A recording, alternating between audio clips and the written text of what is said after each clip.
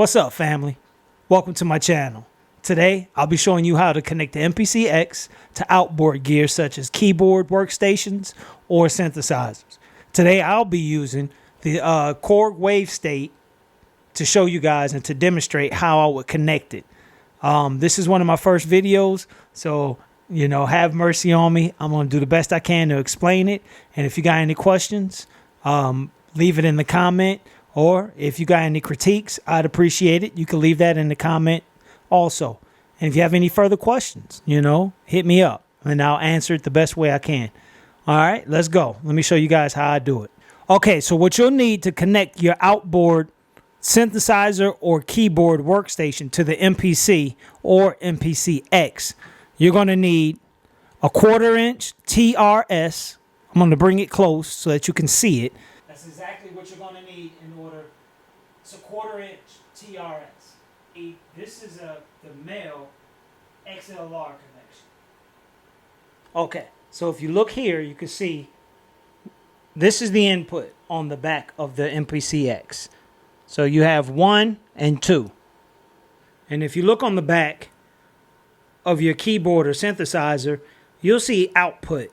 You'll see left output and right output. The left is 1 and the right is 2.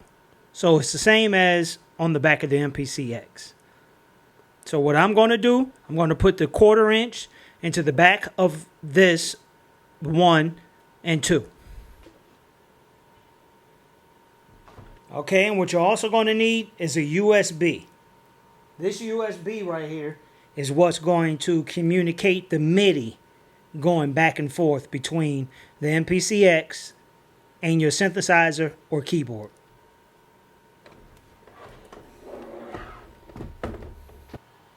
Okay, next, you want to take the other end of the USB and you want to pick either 1 or 2. Let's go with 1. It doesn't matter which one. So this again is so that the MIDI can communicate between the keyboard and the MPCx. And this is for the audio. This is what's going to let you record the MIDI into audio. So you've got to have the 1/4 inches, or you can also have the XLR male going into this side too.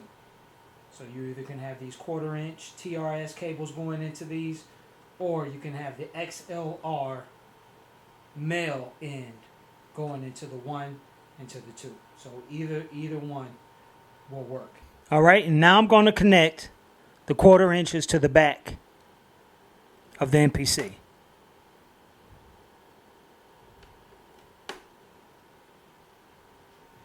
Next, you want to go to Menu.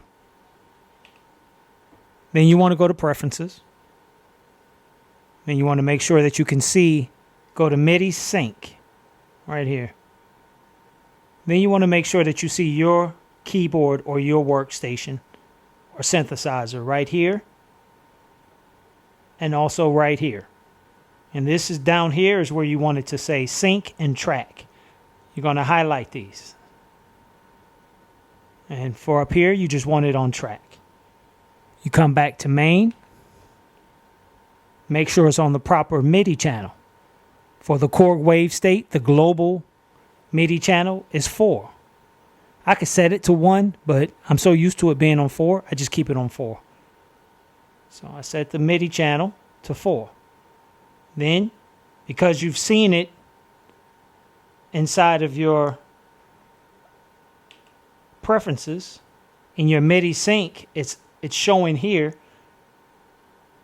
then you'll know it'll show here also in the MIDI port.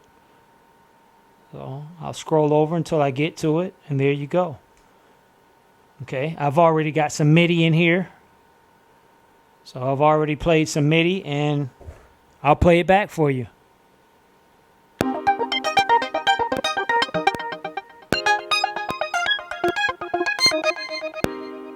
And this is coming from the Korg Wavestate.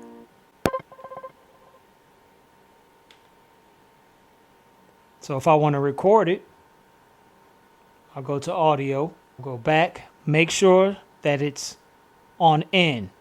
You can put it on auto too. So, but if it's off, it's not going to see it. So if I press play,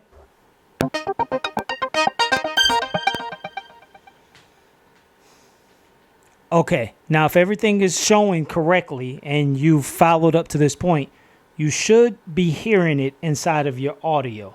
See, this is your MIDI. Click on audio. I'm going to put in because I want to record that. Now, what's allowing us to record this audio is the 1/4" TRS cable or the XLR male in going into the back. The USB is simply for the MIDI communication. So if all you have is just the USB connected, all you're going to be able to do is play MIDI. You won't be able to follow me right here because what I'm going to do, I'm going to take that MIDI that I played from my synthesizer and I'm going to record it into audio.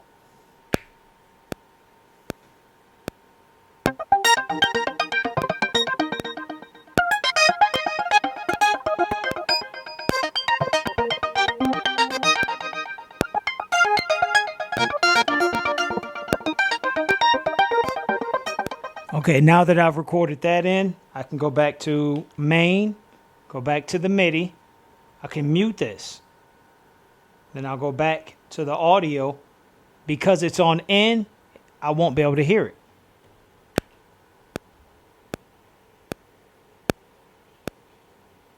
See, I can't hear it. So I have to put it on auto. So now the audio is playing. And once you have it in the audio, it's all yours now. However you want to do it. You can chop it up. You can do whatever you want with it. You got more control over it coming from your synthesizer or your keyboard workstation straight into the MPC. All right, family. If it was helpful or you found any thing useful in this, I'd appreciate it if you would like, subscribe. There's going to be more content like this. I'm also going to have some beat making videos, some demonstrations, some more connection.